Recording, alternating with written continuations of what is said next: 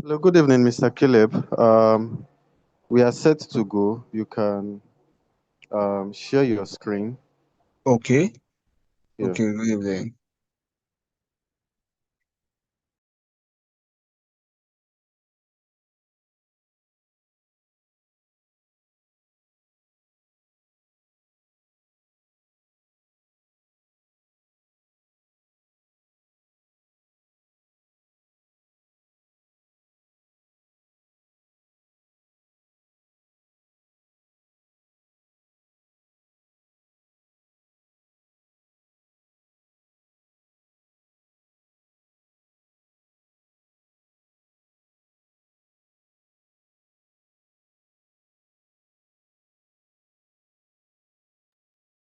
Please, is my screen showing? Can you see my screen?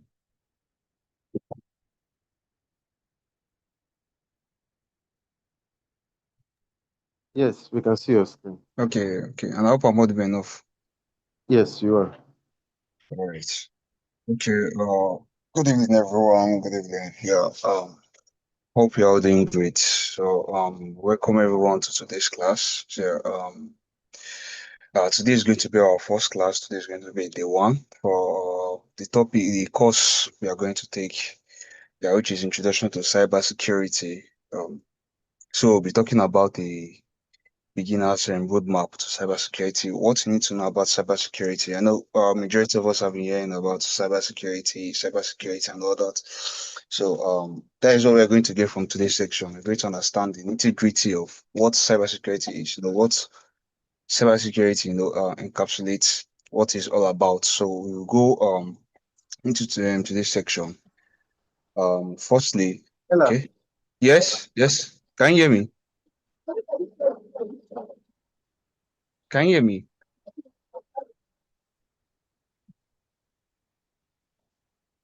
Please, I think you are saying something.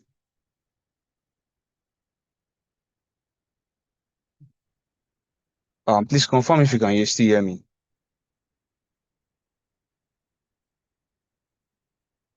Okay, check the charts. All right, okay, thank you. So, as I was saying, sorry, just give me a moment. So, we'll just talk about what choosing cybersecurity. So, before then, I would just briefly like to introduce myself. I am Caleb BC. I'm a cybersecurity professional, offensive security analyst, ethical hacker, and penetration tester. I'm dedicated to the art of digital defense. I specialize in identifying and neutralizing system vulnerabilities before they can be exploited by malicious actors. So that is what I do basically. As a certified cybersecurity educator professional, I am committed to empowering others with the skills needed to navigate and protect the modern digital landscape. My professional expertise is reinforced by high-level suite of industry credentials, such as the EC Council Certified Ethical Master, ISC Square Certified in Cybersecurity. So just this is just like a brief introduction of who am I and what I do basically. Okay, so we will go straight into today's section. So this is a table of contents. Yeah. So today we are going to talk about the essence of cyber. We're going to define. We are going to part one. This is part one, the one of today's of introduction to cybersecurity. Sorry. So we're going to be talking about defining the digital frontier, whereby we talk about the essence of cybersecurity, the anatomy of cyber attack, and the modern attack surface. So just give me a moment. We'll go straight into to this section. Yeah. So okay. Um sorry. So before we go in go deep into what we're going to talk about today. So let's have a understanding of what cybersecurity is. What is cybersecurity? So I say majority of us have been hearing the word cybersecurity. And I can tell you for sure that a lot of people still don't have the full understanding of what actually cybersecurity is.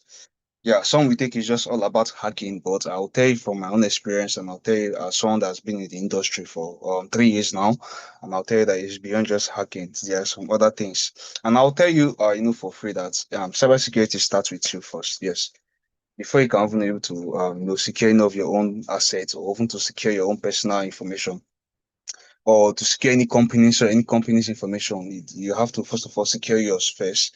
Yeah, so because yeah, as I said, human is one of the weakest link when it comes to security chain. So what is cybersecurity? Cybersecurity, the digital guard. So just like your lock, your physical front door, cybersecurity is digital lock for your online life. Just like as we have our gates, our windows, our burglary and or alarm systems and all that. Those are all forms of physical security.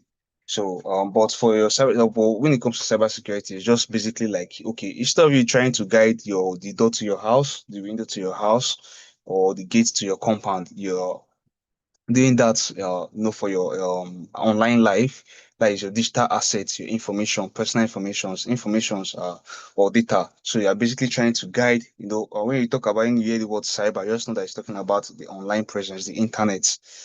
Yes. So it's, as I said, it's just more than just hacking. It is the practice of protecting your systems, network, and personal data from being stolen or damaged. When you talk about network, you talk about from preventing an attacker to have access to your internet or to your network. Sorry. So just give me a moment, please. I hope I'm still audible enough. Yes, Okay. you are. Okay. All right. I'm audible enough. Okay. Thank you. Thank you, everyone. So as I said, cybersecurity is more than just hacking. Yeah, yeah. The majority of us think that what cybersecurity is all about is hacking. I can tell you for real that there is a lot of aspect of cybersecurity, and it's very broad. Yeah, hacking is like a part on its own when it comes to cybersecurity. So hacking is like an ingredient when it comes to cybersecurity. So cybersecurity is like a soup. There are different ingredients that makes it. So medical hacking is one of them. So it's beyond just the terminal interface with the green code and green lines and all that on your black terminal interface. It's beyond just that. As I said, it's very deep and it's very versatile. So that takes us to why does this matter? We now understand what cybersecurity is in a general nutshell. We now have a deeper understanding of okay, this is what cybersecurity is. So anywhere we hear the word cybersecurity, we already know that okay, it's talking about generally protection of your digital assets, information online on the internet, not just online on the internet, also offline too. For example, your files on your system, they need to be well secured. An attacker might not need to have access to your system through the internet network. Yeah, to have access to most of those files on your devices, not just your computer, your smartphones, your tablets, your smart devices generally. So why does this matter? Why does cybersecurity matter? Why does security matter for in an essence? So everything is connected. Your phone, your watch, your smartwatch, either your iWatch, your smartwatch, or if you're using Orion smartwatch, is connected to the internet. And even your light bulbs are now doors that a criminal can use to reach you. Yes, I know most of us have heard about IoT and IoT. You wonder how is a light bulb a threat? How is he how is he connected to everything? We will talk about that here, yeah. Or I will talk about that as well, yeah. So the human target, since software is getting harder to break, criminals now try to hack people using tricky and fake images. I say the human is one of the weakest link when it comes to the security chain. Yes, so there's a lot of development going on in terms of antivirus, anti-malware, security tools, security engineering, and all that. Now systems are getting very hard to hack and all that because of the research going on in the aspect of security. But when an attacker look for a way that he or she's not able to have access to most of those infrastructures, they look at the human. So they try to target the human using what we call social engineering. We will talk about that as well. And I know majority of us have heard about the term social engineering. So we also talk about that during the course of this 3 days training and program that we have currently. So we talk about cybersecurity when it comes to relating to you personally. Now we are going to look at it from the formal view. Yes, so because cybersecurity at some is not just it is beyond just a personal point of view as well. It's a career that is trending now. It's a career that is like even till now we don't have much. They still need like a lot of cybersecurity analysts, a lot of cybersecurity professional and engineers out there. Because of the evolution of how tech is growing and evolving. So we still need to secure most of all these innovations, a lot of this creation and all that. So The big idea, it's not just about stopping the bad guys. Just as I said, also, it's not all about just hacking. So it's not all about just stopping the bad guys in hoodies. Yeah, we already have a picture of anyone, working in cybersecurity or a threat actor, someone in hoodie. Yeah, generally, it's like a can't remember the word now. It's like a stereotype kind of thing. Yes, that when you hear that okay, someone is in cybersecurity, you think that oh, it's someone in a hoodie, or a hacker is someone. A hacker doesn't need to be someone in a hoodie that types or write code, anything.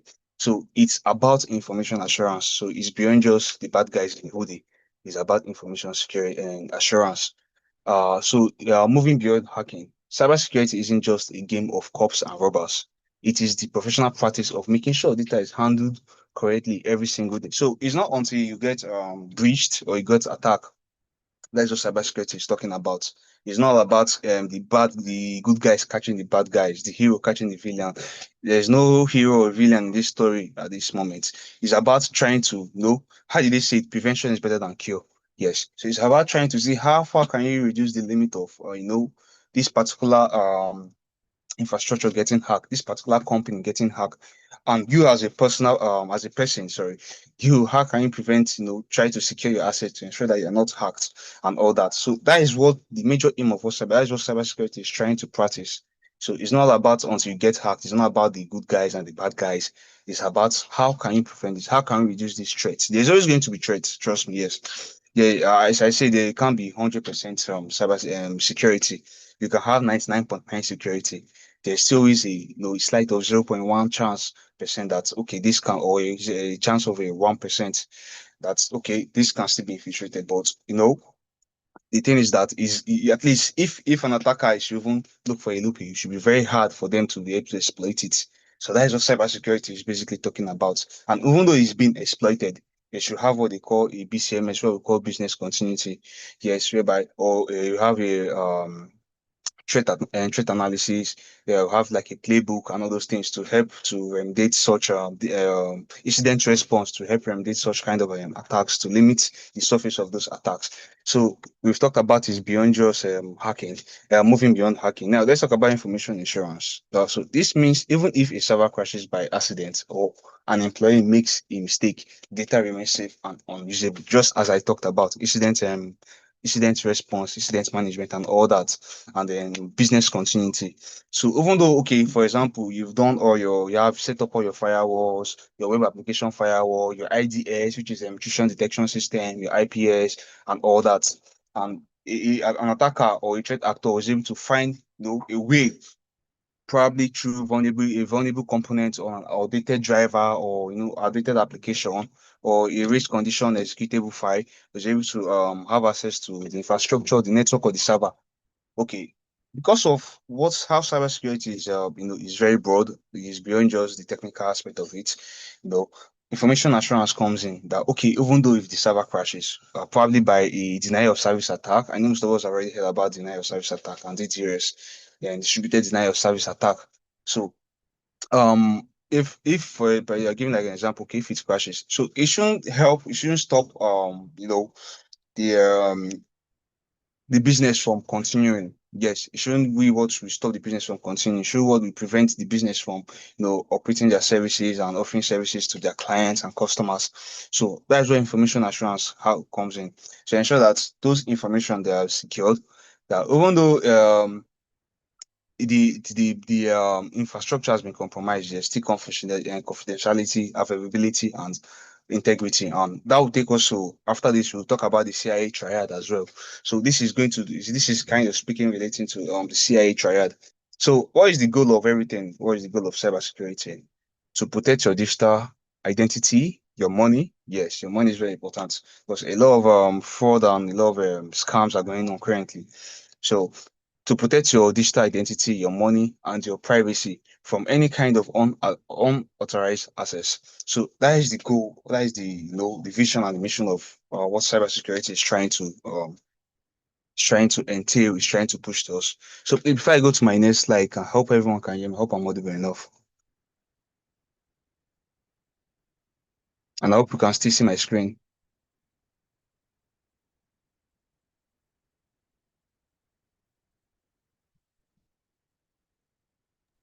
Yes, you are audible enough and All we can right, still see you.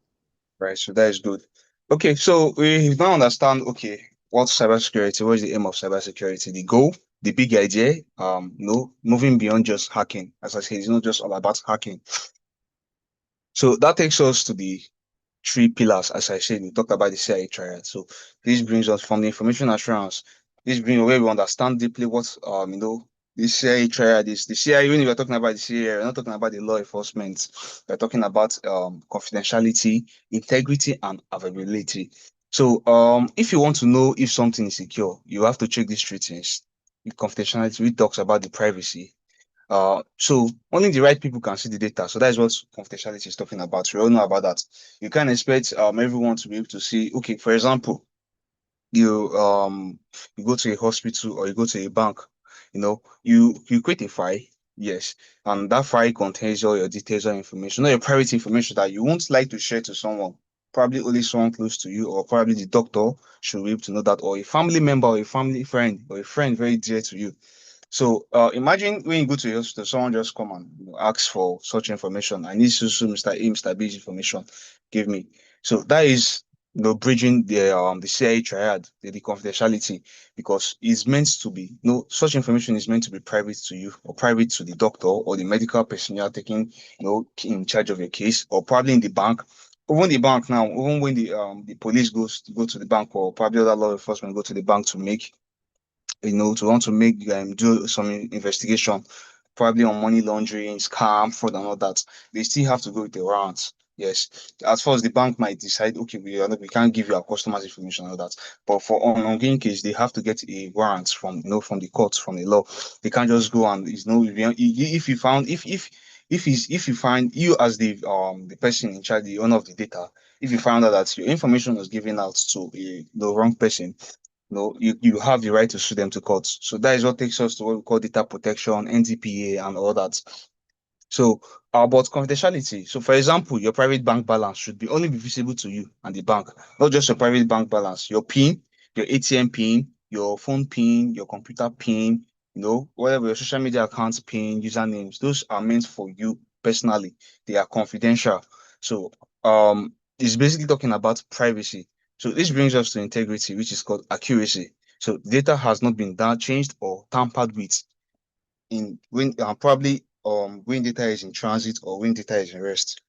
So, for example, if you send $50, a hacker shouldn't be able to change that amount to $500 in the middle of the transfer. So that's why I said we won't doing process of data in transit and data in rest. So, what's data in transit mean? And when you are trying to saying, okay, let's use your bank app, for example. You want to transfer money. Before you transfer that money, is what we call data in rest. You are not doing anything. There's no transmission. There's no packet being sent.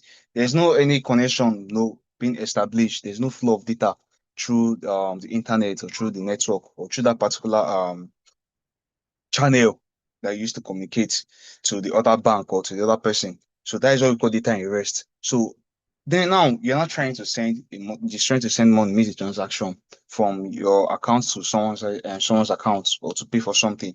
And imagine the process of doing that in an attacker platform we call man in the middle attack, MITN, is able to sniff your packets because of no security have been enforced during data in transmission.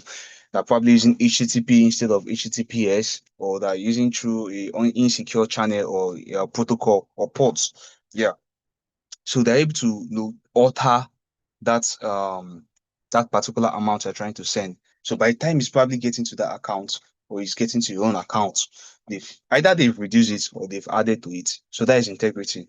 The integrity of that particular transaction has been is faulty already. Yes, that also applies to when you're sending sensitive informations, yeah, over the internet or through over a server to a particular point, and it's being altered. So the moment that has been altered, it has that has disrupted the CIA triad, the integrity part of the CIA triad. The information has been breached. So we have to ensure there's integrity. So we have the availability, which is the access. So you might have confidentiality, you might have the strongest firewall, you might have the you know um the strongest the most updated secure DMZ, the probably web application firewall, IDS, or antivirus or anti-malware softwares. But I am an advocate of functionality with security. Yeah, most people think about just functionality. Why some people think there will be at some point when you put so much security and at some point you can't even offer most of the services you are offering to your clients. So that is that is a breach also. That is destruction. That is like a denial of service attack. When probably because of too much security, though you are unable to how yeah, I'm able to offer your clients or your customers services that are meant to render to them. Also, let's leave from the security aspect as well. Let's say how this availability can also cause this availability can also be cause like can cause lead to like a death case or something like that relating to that. For example, in the hospital as well, I know how now things are evolving and everywhere. Yeah, now I think most of the countries now their governments are enforcing most medical almost all medical hospitals and infrastructure to move all their document files and everything to the cloud, to the internet and all that. And imagine you a doctor that already has that's taking care of the patient and case, you know, and probably something happened. There's a breach, a kind of denial of attack service. Denial of service attack or a DDoS attack or any some of kind of cyber attack on that particular infrastructure or that particular kind of or that particular hospital, and they are unable to have access to the patient's medical files.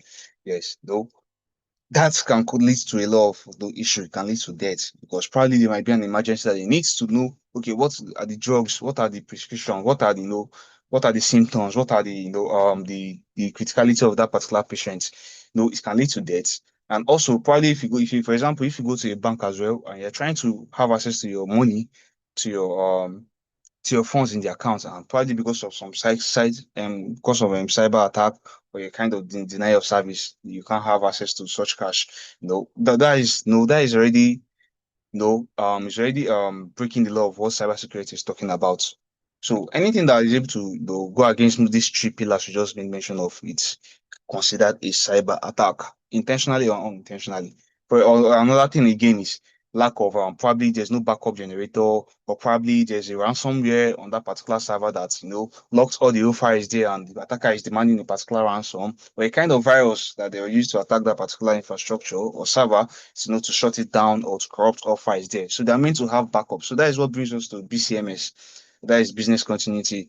So that's what brings us to business continuity, whereby you have to ensure that, and you also have what we call this incident response and disaster recovery. Yes, so you have to ensure that you have backup, you have a backup generator, a backup electricity, a backup power, you have a backup hard disk. If you are storing things in the cloud, most of the sensitive information that that okay, in case anything happen, you are meant to always have access to it. You should have a backup server, have a backup hard drive that is with you, that is encrypted, not just you put things inside the hard drive. You have to ensure you encrypt it as well to prevent, people from to prevent people from having access to it, people that are not meant to have access to it, permission to it as well. So all these things are meant to be in a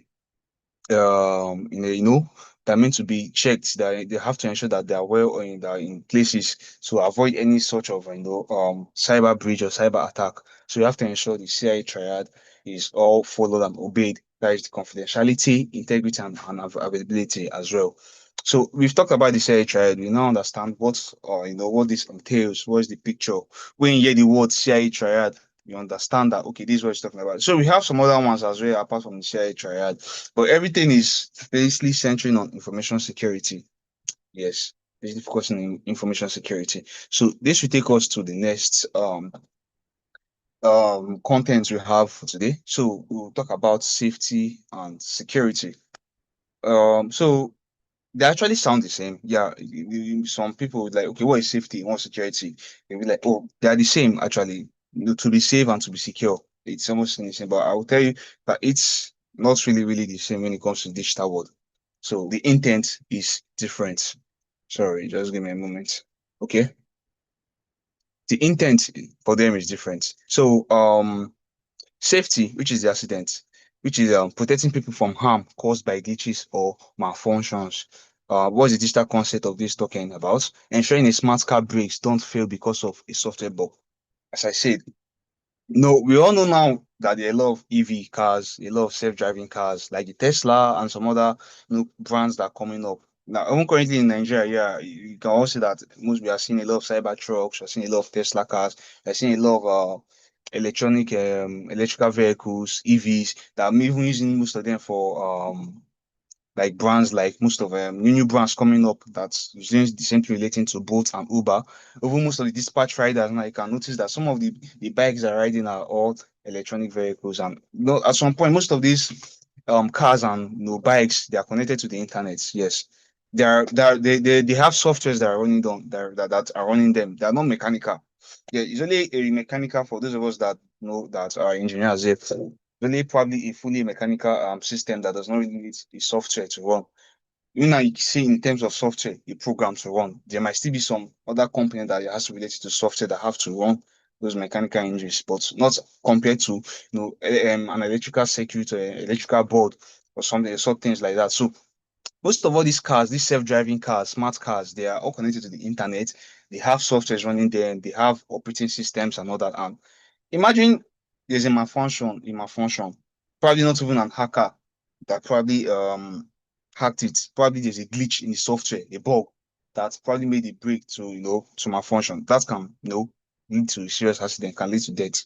So not just only cars, the Internet of Things are here. We have your smartwatches. You have there's this peacemaker or I can't is it peacemaker? I can't remember. There's a word that they use for people that have heart issues and all that. There's a time, I think, in one of the countries that most of the patients that are having that there was a breach. It caused a lot of serious loss of death.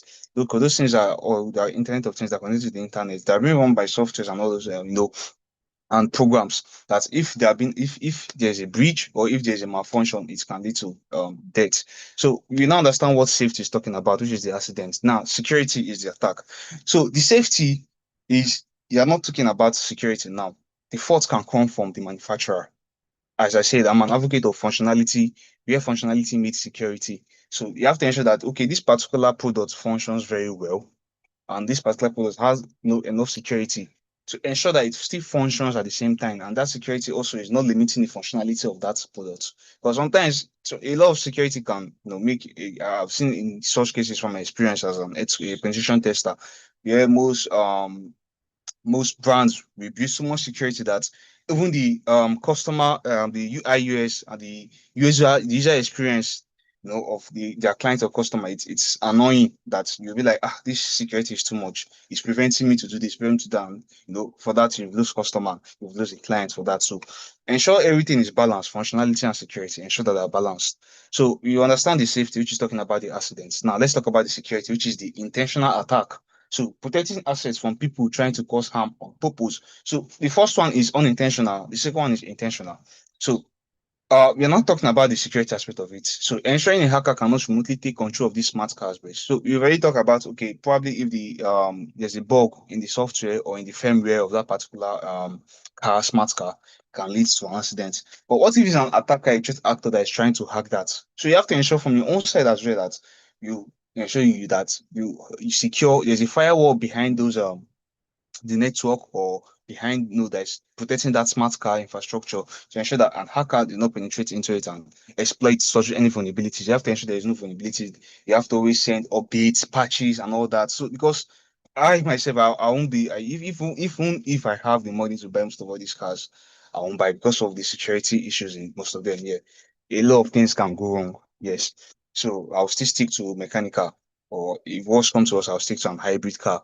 Yeah, so and we're not just talking all about car. We have smart fridges, smart fans, smart AC, smart grid, smart homes. You hear about smart homes and all those things. Whereby your shower, your shower is is making use of a smart feature that can automatically switch from warm, hot to cold. Imagine such kind of malfunction or security breach on such kind of components. It's an issue on or a hacker have access to the hub controlling those devices. So that is a serious issue. So this is what brings us to safety versus security. And in my own terms, I would say it's basically where functionality meets security. Everything has to be balanced. Okay, so please I hope I'm audible enough before I go to my next slide. I hope you can also still see my screen. Let me confirm that. Yes, sir, we can. Um, Right. Also, Why the instructor is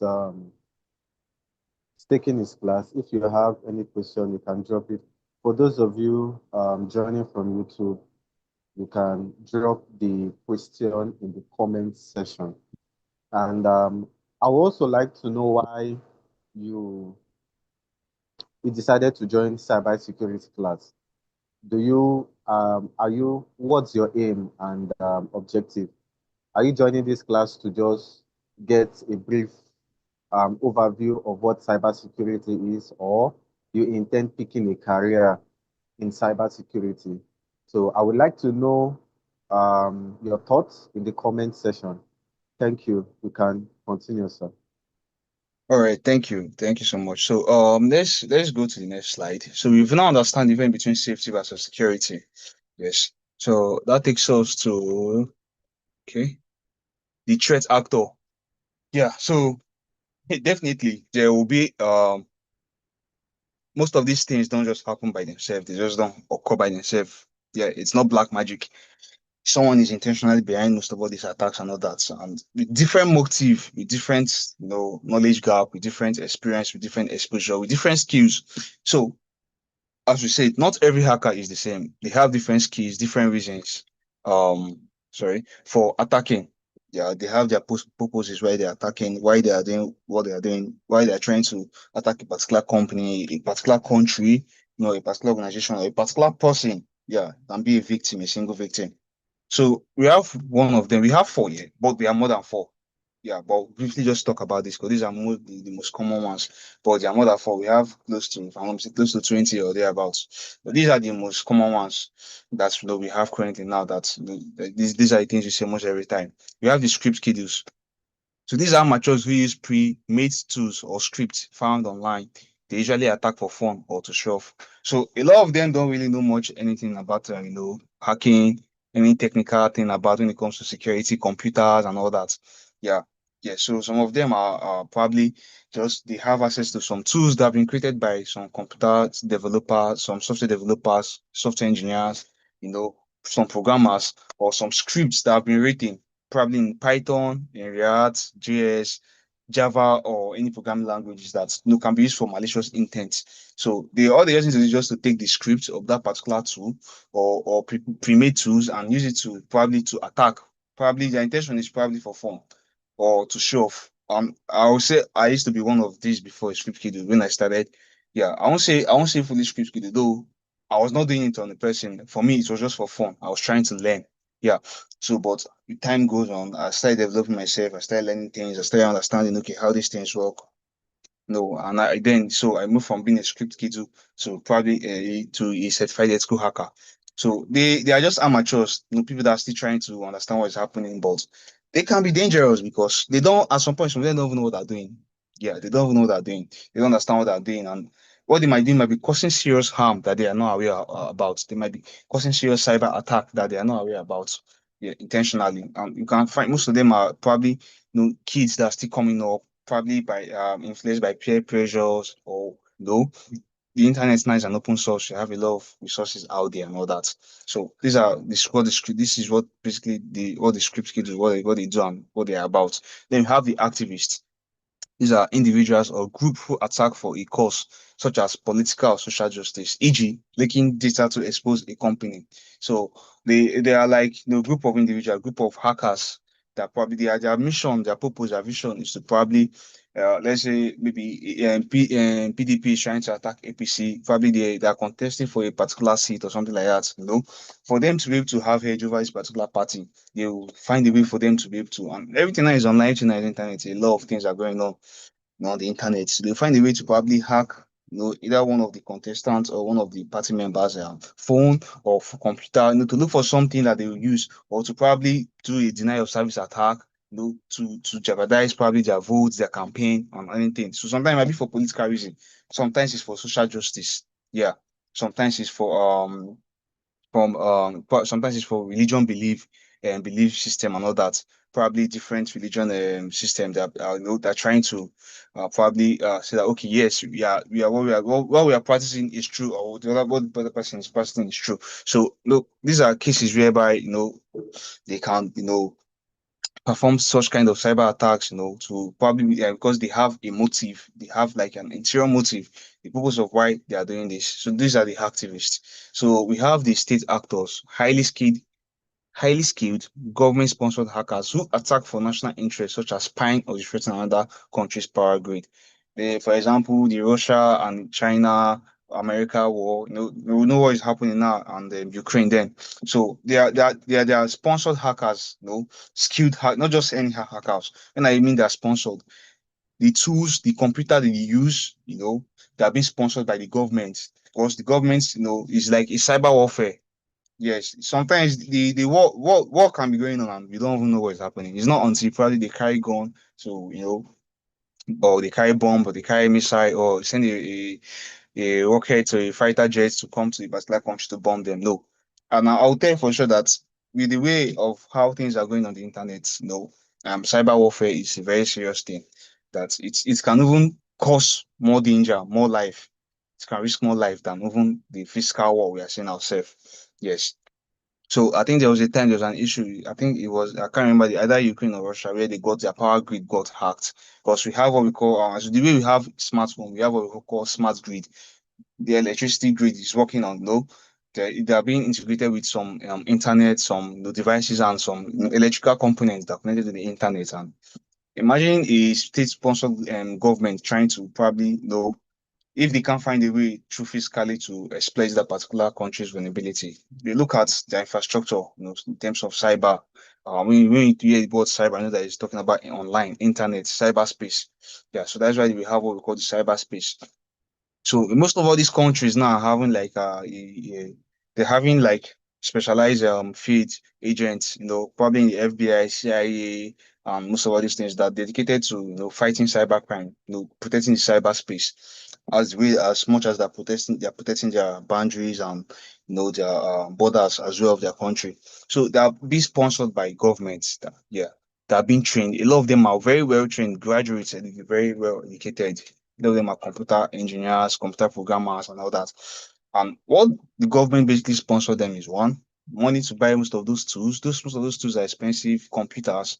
Yeah, they don't. A lot of them don't make use of most of our common computers. They make use of supercomputers, make use of quantum computers, to be able to achieve most of these things. They have been sponsored money to take care of them, to live life, because some of them are like they are not like they are. Some of them are like low key, yes, they're low key. They don't have a life, outside that particular work. They have to remain unidentical. Yeah, so that's for some reasons. So they are being sponsored by government. All their personal need or everything are being sponsored by government. They're being paid by the government. Apart from sponsoring the tools, the computers, and all that they make use of for such activities. Then the most dangerous one are the insiders, people within the organization, employees or contractors who misuse their assets either on purpose or by mistake. So insider threat is a two-way thing. I used to say to people, it can be intentional and it can be unintentional. Unintentional is due to ignorance. This person does not know that okay, he or she is being used, to gain such kind, to carry such kind of malicious activity. Intentionally is the person is the one doing it, or he's collaborating with someone outside. So it might be a disgruntled staff that is not happy about how the company is treating him, or how the management or the staff, or is always line managers are treating him. And such person have a lot of the privileges, when it comes to accessing the company's information, their assets, their server, and all that. I see the company might be doing everything to block the threats from outside, have the firewall, do IDS, IPS, have a SOC operation center, a security operation center, do everything that from an outsider will find it very hard to exploit or to look for vulnerability. But meanwhile, there's someone within there that can just go to probably even the server room or go to somewhere and just click stop or switch, or to even inject a file or a malicious app, or a malicious a malware or a spyware into the infrastructure, into the server or into the computer. Compromise or have access to most of the informations that if they are being leaked, it can lead to the downfall of that particular company. that why the ones that is not that are unintentional, they are not aware of it out of ignorance. So that's why we ensure that we always try to keep ourselves up to date. It might be through their phone, it might be through their computer. They probably went online, downloaded a spyware or a malware, and when they come to the office, they connect to the office Wi-Fi. No, the office documents, the office file, the company file, most of their sensitive information on that person's system.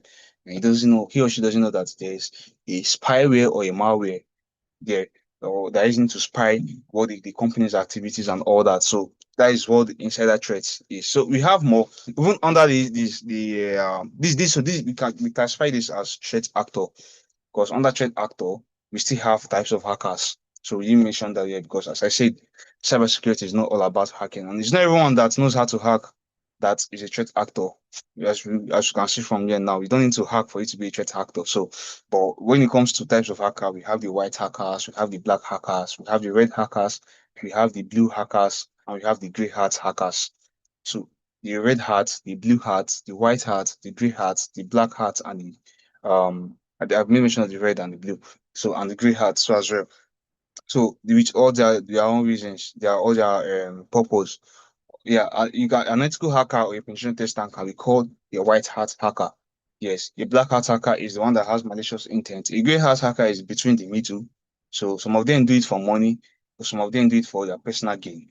Yes, but their purpose is not probably to hurt or to exploit that company.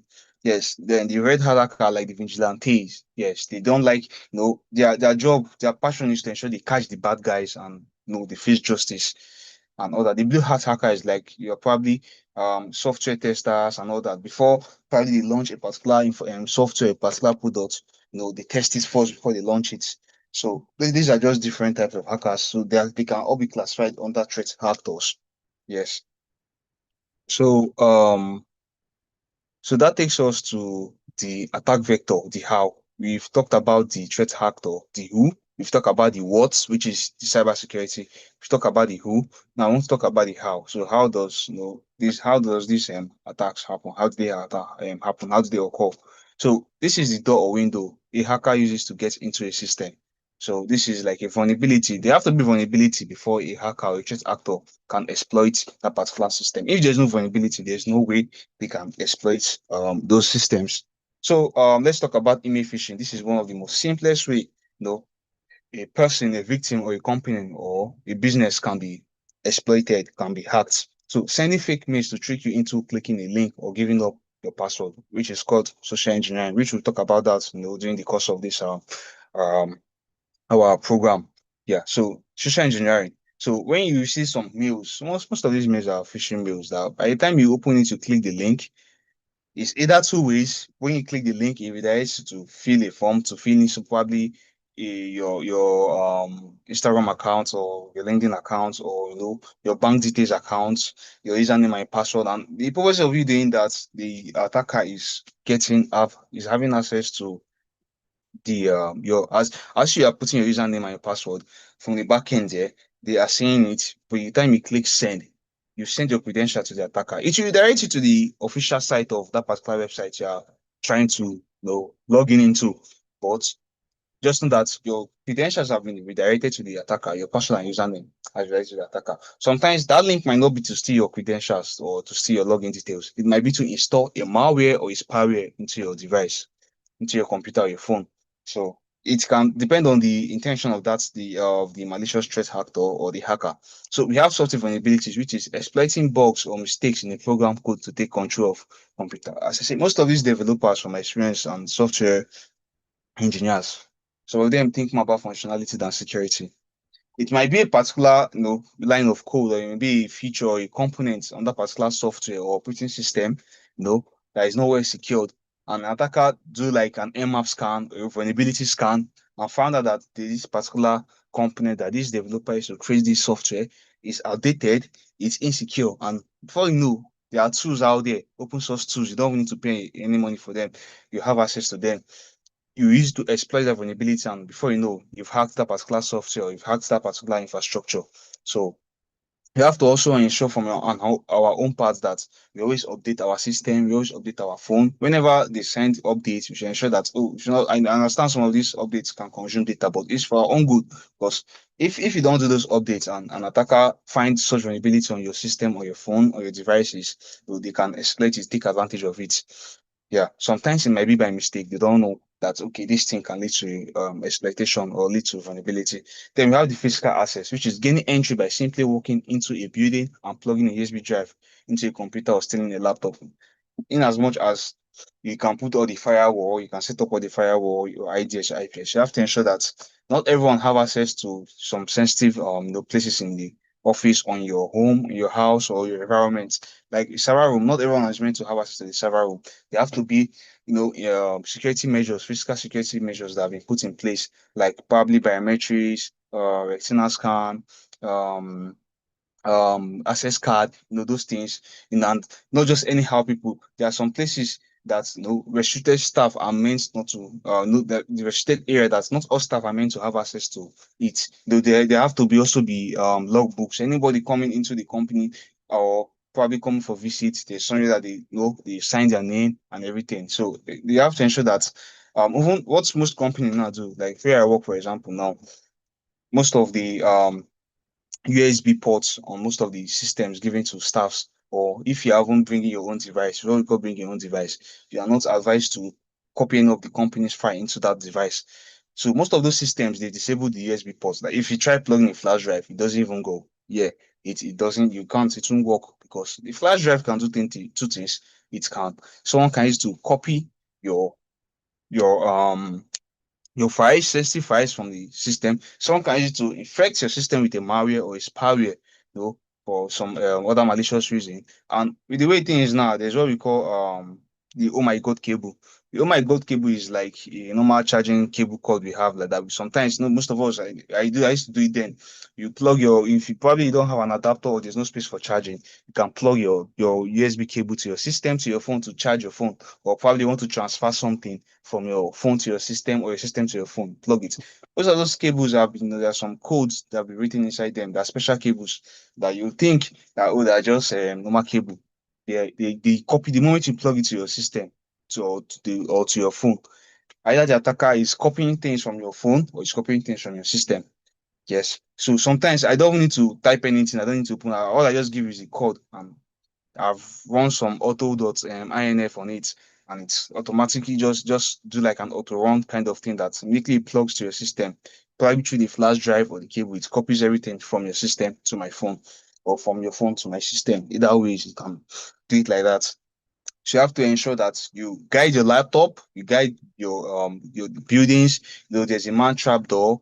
Yeah, a man trap door is there. Most of us probably when you're going to probably the bank, I think banks like First Bank still use it.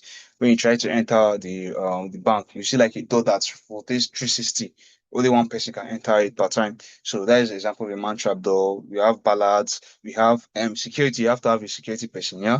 There's a trained security personnel that is aware of all these things as well.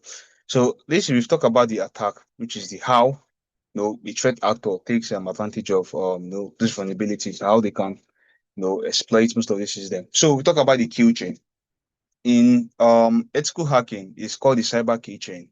In terms of the general word cybersecurity, it's called the MITRA framework, MITRA attack framework. So when you hear the kill chain, it's a process. So yeah, you see, before most of all these attacks happen, their process, sometimes they just don't happen under a day. Sometimes it takes time, takes days, takes weeks, takes months, depending on how vast and complex infrastructure is, and what kind of vulnerability are we dealing with here. So these are like the process. Yeah, these are like the process. We call it in ethical hacking, call it phases of hacking, penetration testing. Also, we call it the cyber keychain. So there are different types of frameworks when it comes to attacking or hacking. So, but we're going to talk about the kill chain. Yeah, the kill chain is talking about recognition. So, before a threat actor, before an attacker, just like the military, this was derived from the military. So, before any country goes to war, any military force they go for any engagement or anything for any mission, they have to do what they call recon. We are not most of yeah, most of that watch a lot of this movies when it comes to that no war movies and all that. They do recon. So that recon is to gather information. They have to understand who they're dealing with. They have to look for weaknesses. They have to look for places that they have advantage. You know, so recon, which is the short form of reconnaissance. Reconnaissance and information gathering. So the hackers takes out the target, looking for weakness or public information. So you have to have some certain information, certain kind of data for you to be able to perform such kind of attack. Yes, for you to be able to look for vulnerability. So you have to do a lot of recon. That recon can take a lot of time. So without that recon, you can't move, you can't do anything. You can't move to the next phase. So you have to do a proper reconnaissance, a proper information gathering, a proper footprinting. So we call it reconnaissance and footprinting. Then weaponization. So after you've done your recon, you've gathered information, you've looked for probably you see if they have that what infrastructure are they using. Are they using AWS? Are they using GCP? Okay, what programming language they use to create this particular software, this particular web application, this particular mobile app? Is it Java? Was it Python? Was it JavaScript? Was it Node.js? No, those things. Or if it's a person, if it's a victim, you go to the person's social media site, you look for, okay, who are the family members of this person? Where does this person stay? Where does this person work? And all that thing. Yeah, probably want to perform a social engineering attack. So after you've gotten all this information, it brings you to weaponization, which they create a tool like a virus, can be a virus tool, it can be a malware tool, a spyware, or it can be probably if it's probably are trying to infiltrate physically. So that is weaponization. So design specifically to exploit the weakness they found. So it depends on the weakness, it depends on the vulnerability they found.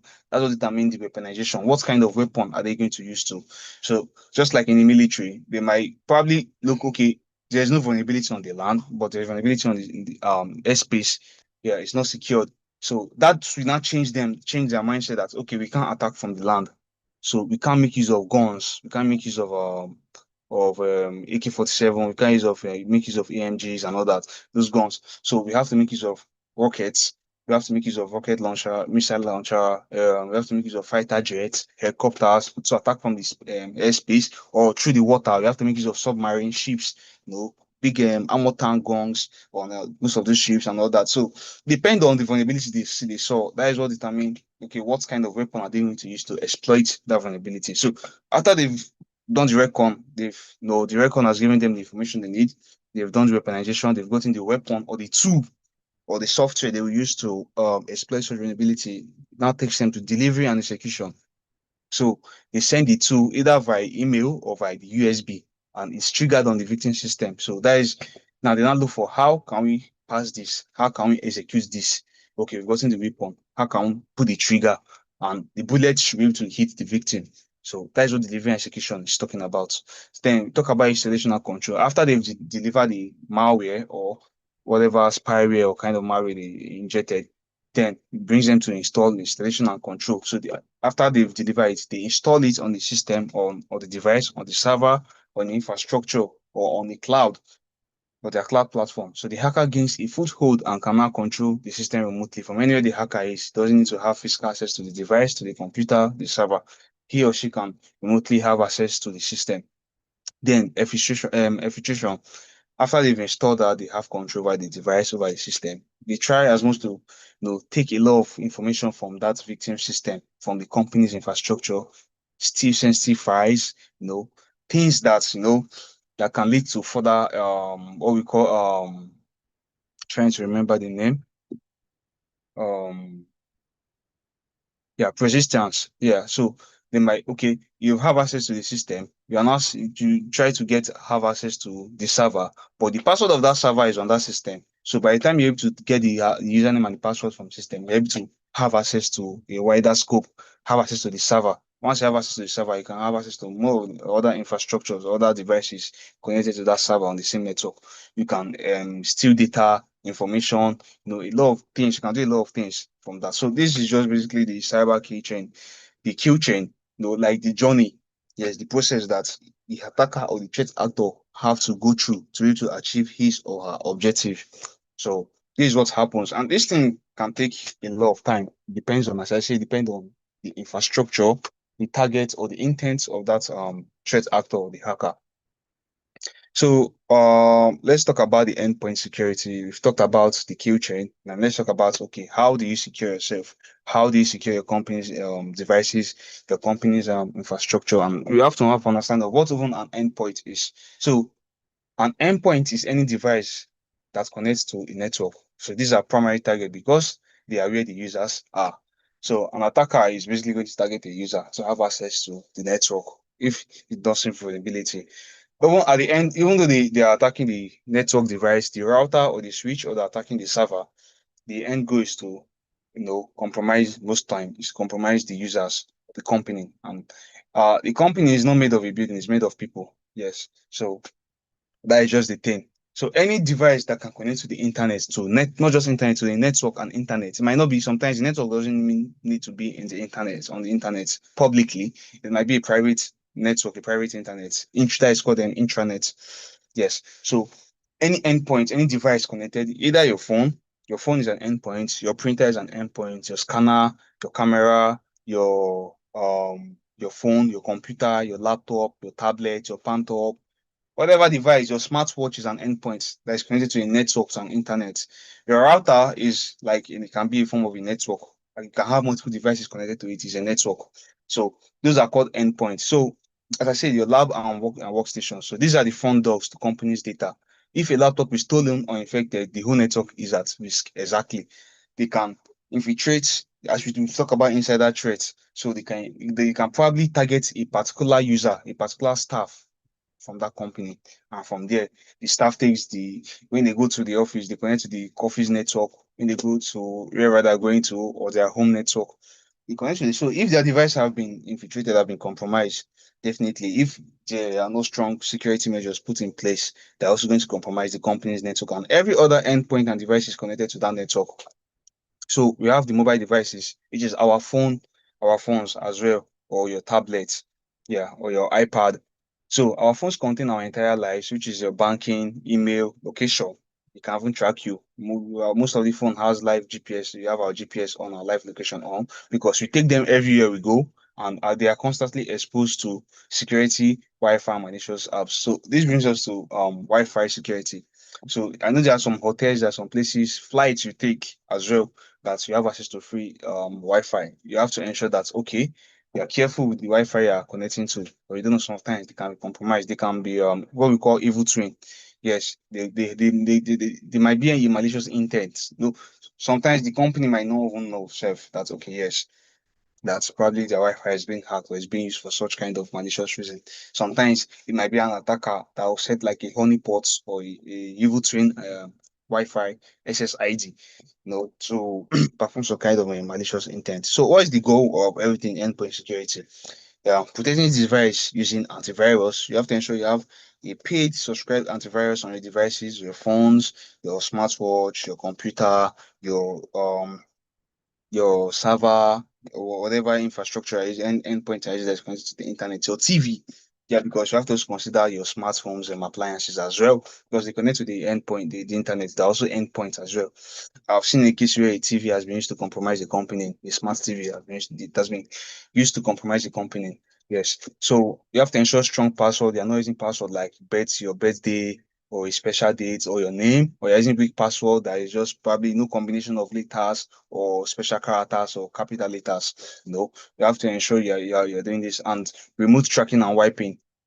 So you have to ensure that even if your phone got stolen, if your that is the first thing. When I get a phone or a computer or a laptop, I ensure I turn on my Google I'm trying to remember my Google can't really remember the name. iPhone have theirs as well. Android have theirs, and the first thing I do is to turn so that in case my phone got stolen, because of the information on my phone, they won't have access to it.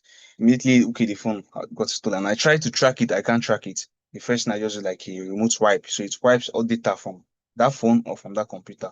So some of the endpoints you can also use, talk about the antivirus. We have Sophos, we have MDN, which is for mobile phones. So Sophos is one of them. Yeah, there are some other ones we as well can look for. So very good endpoint security softwares we can integrate in our devices. So this brings us to the Internet of Things. So before I continue, I hope I'm audible enough. I hope everyone can still hear me. Yes, you are. You're audible enough. All right, thank you. So, I've been making mention of the Internet of Things. So, IoT refers to everyday objects with an internet connection, like smart fridges, yeah, a lot of smart appliances now, watches, even your light bulbs. As I said, light bulb might connect to the internet. Your shower can be connected to the internet, whereby there's a sensor that is connected to the heater that regulates the temperature of the water. So what is the security? What are the security risks of most of all these things? So we have the IoT, and the OT, Internet of Things and the operational of things. So the security risk, many of these devices were built for convenience, not safety, as I said. When it even comes in terms of software developing, at least to my own experience and exposure, there's a little of now developers are understanding that security has to be integrated. So they know some of them go to the extent of probably 10% to integrate security. But I can tell you for free that a lot of smart appliances and IoT, they don't think about security. A lot of them think about functionality and convenience, not safety. Yeah, okay, it's working. It's giving the client, it's giving the customer the convenience and the satisfaction. That's what they think. So they often use weak password or unpatchable software. They don't send updates to their software. All these Internet of Things have a software that runs the hardware because their circuits, their motherboards, their and all that. So they have to have a software that runs them. Just like a human being, your physical body is the hardware, your DNA is the software. That's what like a digital footprint. So you have to have a software that runs it, and they don't send updates for all these patches. Yes, they don't. They use weak password, default password like root admin. For someone like me that has been in this space, I know this. The first thing I do is once I'm able to connect to most of these routers or probably smart appliances or smart things, I just try default passwords, and I can tell you for sure a lot of time I have access to them.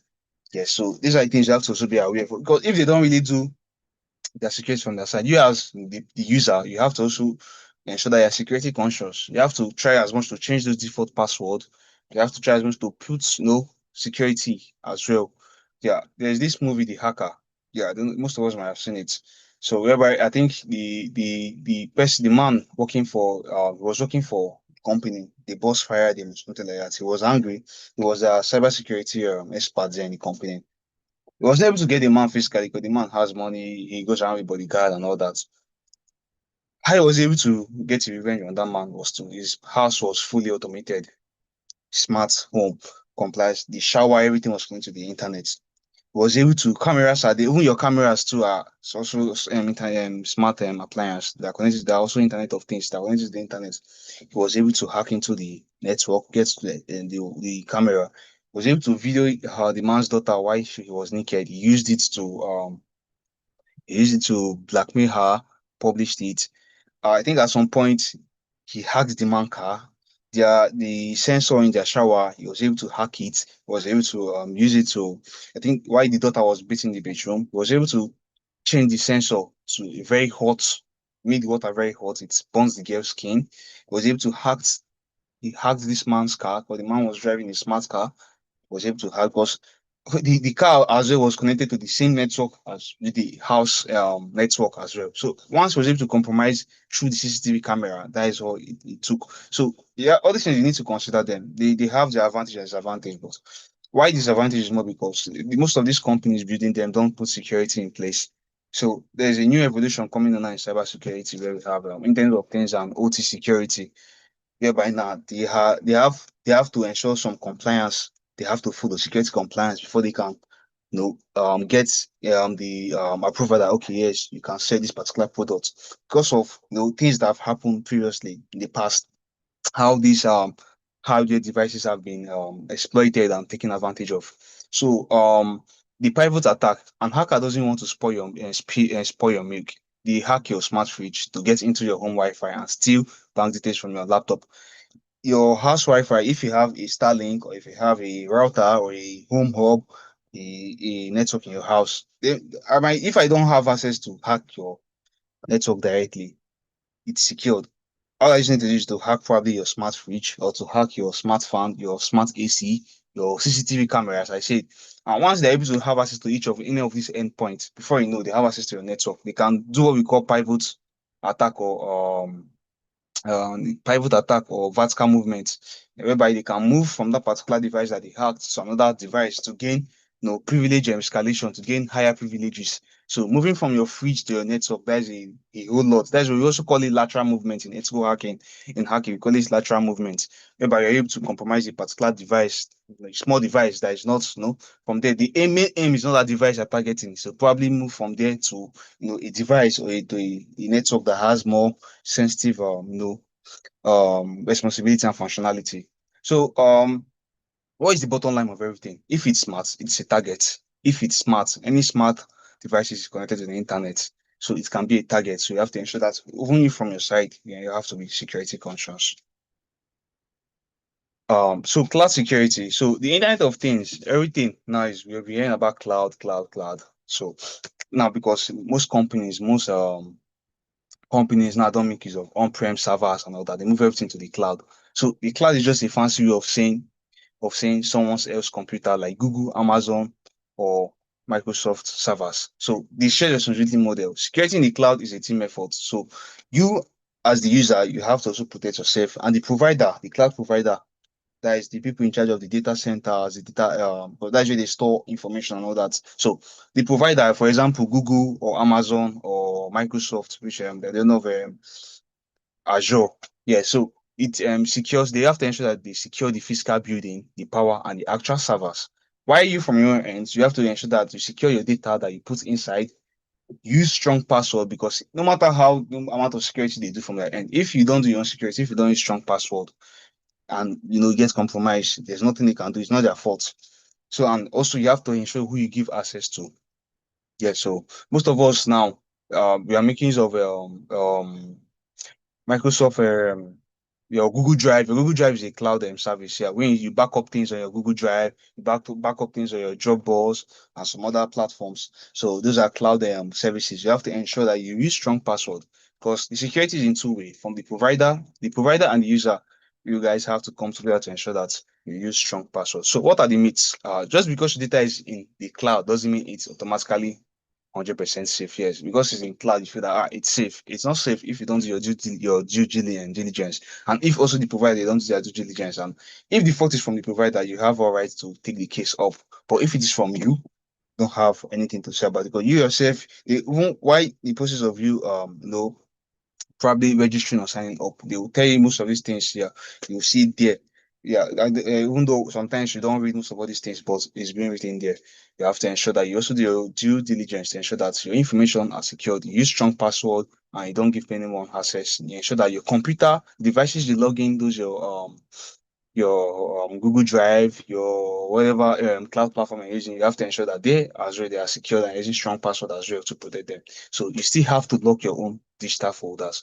You have to do 2FA, multi-factor authentication, have different layer of security as well. Even though if they're able to bypass one, it will be hard for them to bypass the second one. So in conclusion, the pairing thoughts. In the physical world, you can see a thief, while in the digital world, the thief is a line of code or a friendly looking email that you won't even be suspicious about. So if a hacker stole your digital identity tonight, your social media, your emails, and your bank access, which one would hurt you the most to lose? That is what we are here to learn how to protect. Thank you. Thank you. So that is the end of this class. Thank you everyone, and I hope you all had a good time. You're able to pick one or two things from today's section. So if you have any questions, any contributions,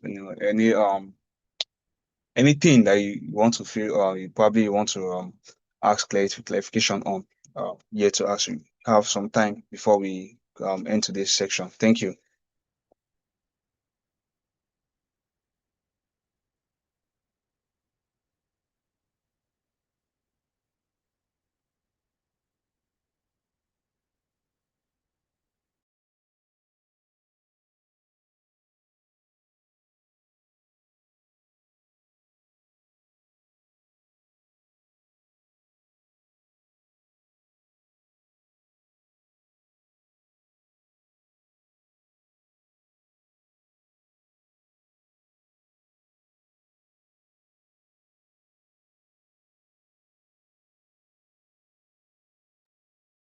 Okay, thank you so much, sir, for the class. And I don't know if anyone has a question. I Personally, I learned a lot, especially the IoT aspect of this class.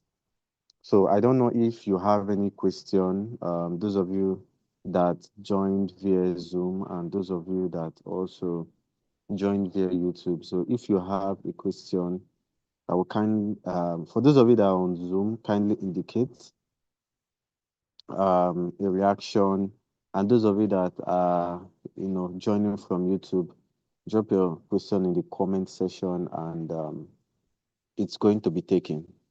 So I asked previously why you decided to pick cybersecurity class. Apart, we had four courses: cybersecurity, AutoCAD, data analysis, and Primavera. Why did you pick cybersecurity? Now, this is going to help us know how many persons that actually want to pick a career in it, and you know the the the set of persons that are in this class. Okay, we can know our audience better.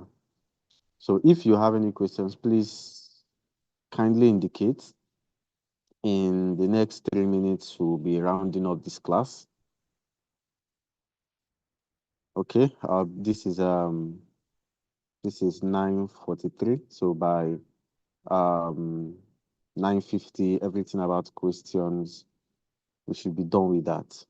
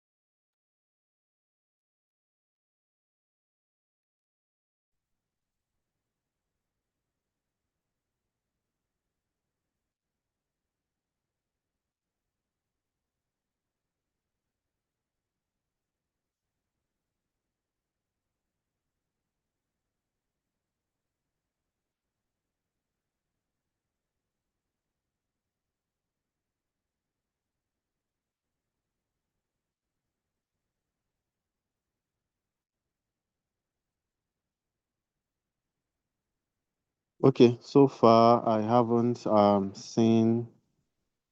gotten any question from anyone. Um,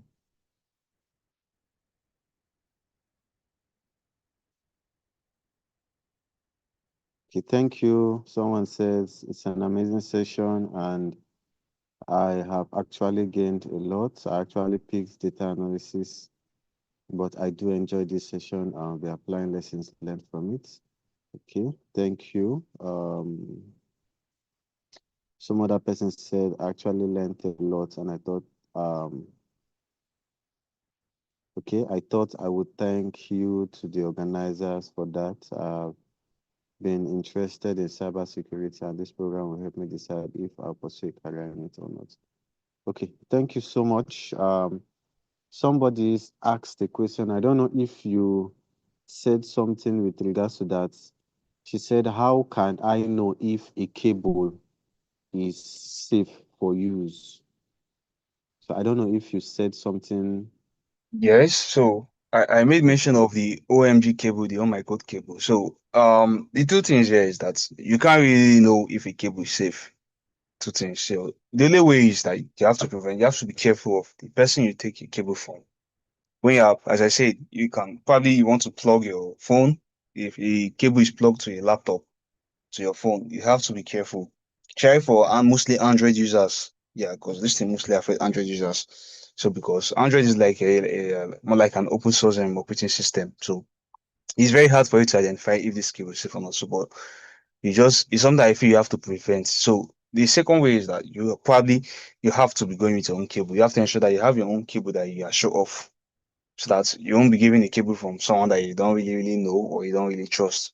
So that is just the two. But physically, there won't be a way for you to be able to identify. It might be like your normal Oraimo cable. You can do it in the form of a normal Oraimo cord or a normal USB cable that we use day to day, a Type C to a Type C or a USB to a Type A or to a Type C or whatever. So there's no way you can like really distinguish or difference between it physically. So you just have to ensure that you have your own cable and if it's something that you know that is really important, don't plug it to a system. Ensure that you find a adapter and plug to the socket directly. Even on that so said though, I know some such thing is not in the country currently, yeah. That most of the adapters now that they install some of all these components that can also as well steal data from your phone. So you find it in countries like mostly India and some other kind of the developed countries and all that here. So that is just the two ways about it. So ensure you go with your own cable and because physically it will be hard for you to identify if that cable is being bugged or it can be used to exploit your phone. Thank Okay, you. yeah. Thank you so much for that answer. And I think I have something to say concerning that. If you are not sure of the source, do not use it. I think that's one basic security um, knowledge you should have. Yeah, because there are a lot of things that can be programmed. The first time I heard of that cable, I was surprised. It was in an interview. Yeah, and some most people that like free internet. He said, I think this hacker is a if we are counting the top 5 hackers in the world, he's among the top five. He says sometimes he just goes to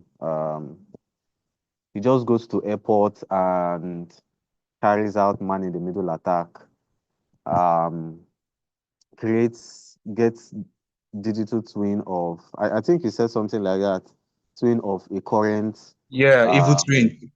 yeah Yeah, of evil of a twin. current router. So if the company, for instance, you are traveling through Airpiece and Airpiece has a free Wi-Fi, it's Airpiece Nigeria Limited.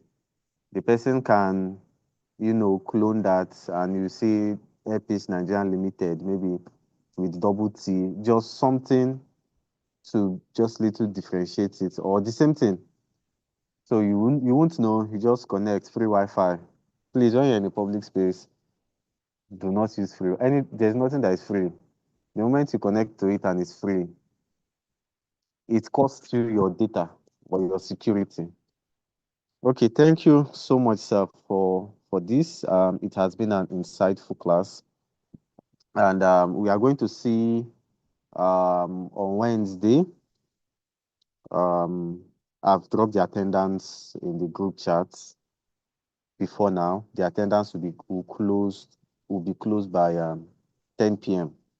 So please fill the attendance, and we are going to see on Wednesday the same time, 8:30 p.m. Thank you so much, those of you just joining, um, and have a good night rest.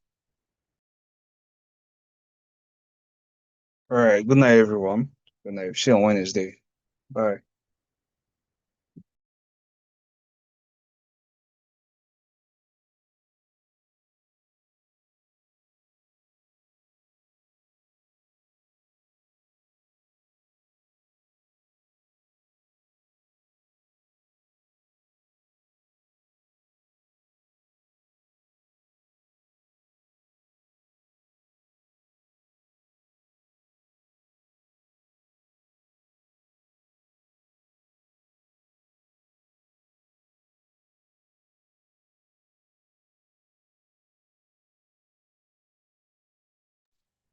For those of you just joining or you didn't join on time, the attendance is still in the chat box or in the comment section for those on YouTube.